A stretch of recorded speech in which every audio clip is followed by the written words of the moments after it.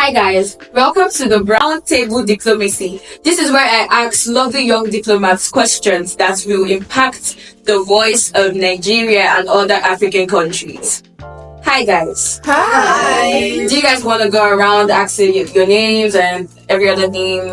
Yeah. Shouldn't audience be on the door? Oh, my mysterious. When you become the voice of your generation, don't you want them to know the voice, the name? Oh my god. I wanted to be a masked thing down. Okay, I guess they want to be mysterious. Yeah. So anyways, I'm going to ask you guys questions. Feel free to answer anyone you want to pick, anyone you want to take. Just feel free. Okay, so the first question: what inspired you to pursue a career in diplomacy, and how did you get started in this field? Anyone go first? Okay. So, as a child, I didn't really envision myself doing. I believe every child thought about doing 1 million things. I want to do fashion, interior designing, architecture. I want to be a singer, dancer, actress.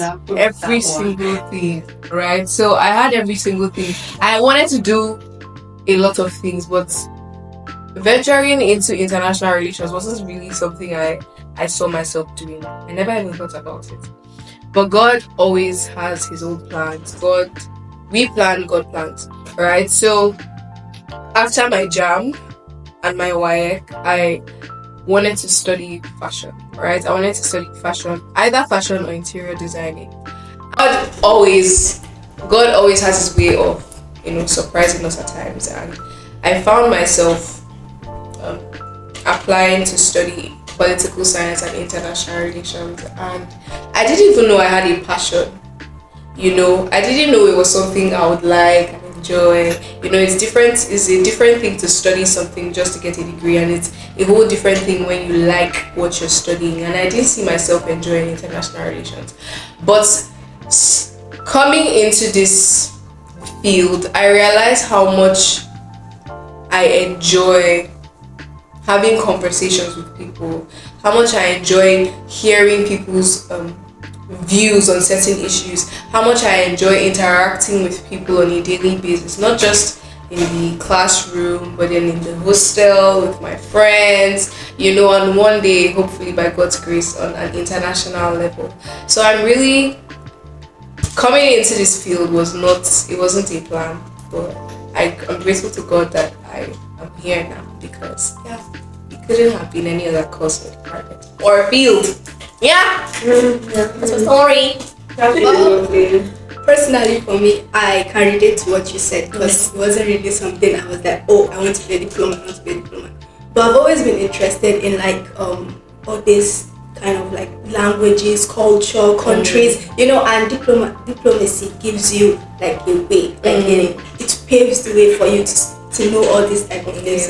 And also, I don't know, I just found those type of things fascinating, and look at me now. Yeah. Look at you. Well, as for me, all I knew is that I wanted to have all my life I've known that I always knew that whatever it is that I was going to end up doing, I was going to talk. Because I love to talk, and I knew that whatever I'm going to end up doing, it involves talking. It involves telling people. I like the fact that I can negotiate. I like arguments. I like talking. I like stuff like that. So it was either I go into law, which I don't know. That's just not it, right? That's just not it. And then I knew that I wanted to do something relating to the world as large, internationally, not just a local thing. Yeah. So I knew that I wanted to talk. I knew that I wanted to go international. And what other place to do that than in the field of diplomacy? Thank you. That was good. Okay, so the next question: what global issue do you think should be a top priority for diplomats in the next decade, and why? Racism. So straight up, she just I actually agree. I agree with that for sure, because there are some places we go to, like as a diplomat, you definitely go to different countries and you experience different cultures and other things. And us, we are Africans. We are not the white people, and just white people are.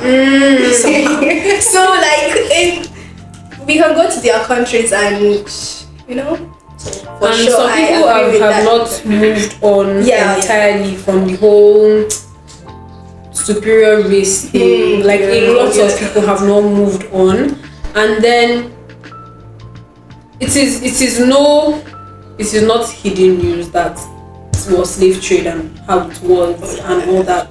And some people feel like it was like that then, it should still be like that now. Like, why should you have been inferior then and you want to come and be equal with us now? So that is where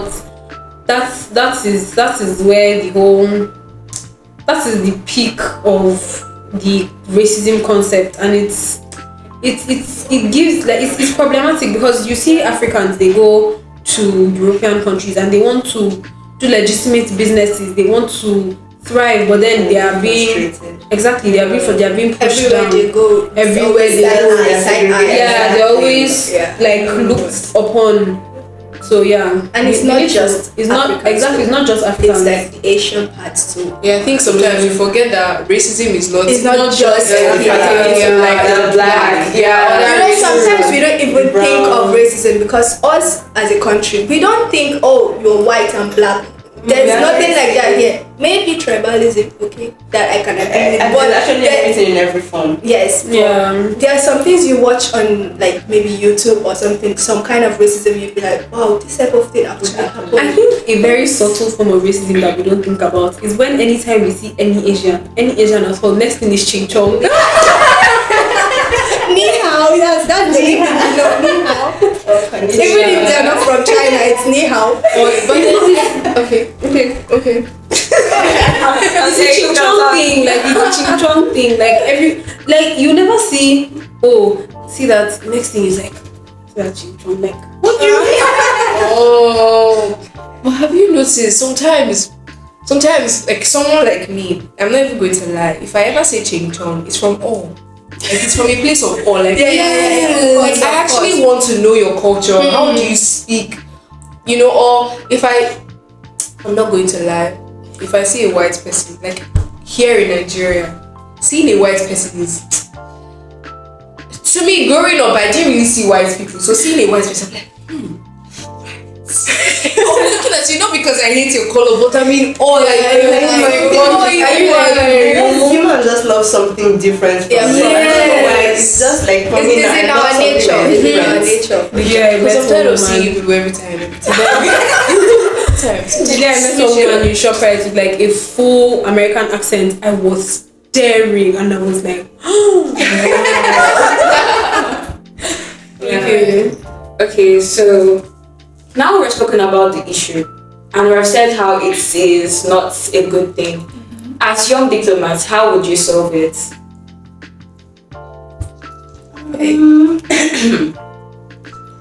I think this issue of racism, like that we brought up, it has been on the table for a long time, long past the slave trade, transatlantic slave trade. I feel like that era has even passed. We are currently in a different form of racism now than we imagine, and we're always bringing up solutions, but the solutions are never lasting. So, solving it, to be honest, is just about mindset. And it's not really possible to change everybody's mindset at once. What we can only try to do is influence them to see why it's wrong. But then we have to leave the rest to luck and what other people are actually willing to see. Well, being a diplomat on its own is actually a statement. Yes. Going to different countries and bringing your own country into light and showing them, oh, we are this. Into those people that are thinking, oh, these people are just slaves and this thing, they might actually have not all of them though. Some of them might be like, oh, I've got it wrong. It's not supposed to be like this. It's supposed to be like this. So being a diplomat on its own is actually one of the solutions, and I hope we can help eradicate Because I see a lot of videos on like YouTube and stuff. Like white people will be like, you're from Africa. Do you guys wear slippers? Do you use toilets or anything? Yes. See this African person not continue like, no, we don't use this. We go to you see them being that, you guys sleep with animals. I'm like, do I even know? To me, that's one beautiful thing about diplomacy. It changes certain stereotypes that we unconsciously or consciously have built in our minds, right? Through interactions and being open to being open to cultural exchange, we're able to change certain stereotypes that we have of cultures or a certain race of people. Like for instance, we have this, like you said, some races believe that blacks in Africa are very primitive, but then when we interact with it, I believe diplomacy is not just for diplomats. Yes. It's for everybody, right? And one thing I wanted to add is change begins with you. So we may not be able to change everyone's mindset, but then we can begin with ourselves. If we make the right impacts, change our mindset about certain things.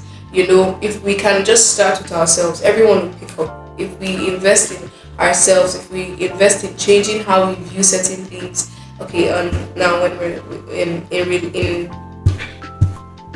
in relation to racism, that's weird that way. In relation to racism, if we begin to change the negative views we have of certain races and begin to open up ourselves to cultural awareness. Yes, cultural awareness and being receptive to other cultures. Definitely, racism would say bye-bye. And if like every race, if we begin to understand that we can all benefit from each other, if we don't see that I'm not just supposed to be like there's no food chain in this. Like we are all, I give you this, you give me that. Like we're not supposed to be. There's not supposed to be. We're not. Exactly. So I think if we all come to that realization and come to that actualization, because I think that's even what started it in the first place. That some people are takers and the other ones just cannot receive. Like they're not. There's not supposed to be food chain with human beings. Like we're past that. We're past that. In terms of relating with each other, yes, we're past all that. So yes, we all need to grow up. Yes, think about it. We really do need to grow up. Yes. All that you guys have said is really impactful, and it reminds me of a saying, especially what you said, Chiso. Oh, sorry, you said you wanted to be mysterious. No, my name is Chiso Manchebe Kamara. So something that you said reminded me of a wise saying by Socrates. He said that man knows thyself. So to understand your world, to understand other people, you must first understand who you are. Yeah. So if you know yourself, you build yourself, you look at the man in the mirror, you say, oh, this is who I want to change. I want to change this about myself. You decolonize your mindset and you accept new things. And there was another saying, and I'm saying a lot of quotes now, but it's just impactful. There's another saying is that you fear things because you do not understand them. Yeah. So when you understand yourself, and when you begin to understand other people, you're open to other people. Be open-minded. When you're open to other people, you are increasing this nation to be greater and the world to even be greater. It's not only focusing on the continent Africa. You're thinking of other continents and everything, and we come together and we become great. That's so impactful. Yeah. So guys, we have to come to an end in the brown diplomacy table, but we will catch you guys later. They don't want to say their names, but well, she said her name, so yeah, you know her. She's the voice. Yeah. Sarah. Girl. Anyways, guys, it's lovely to see you guys, and we will catch you guys later in our next episode. Bye.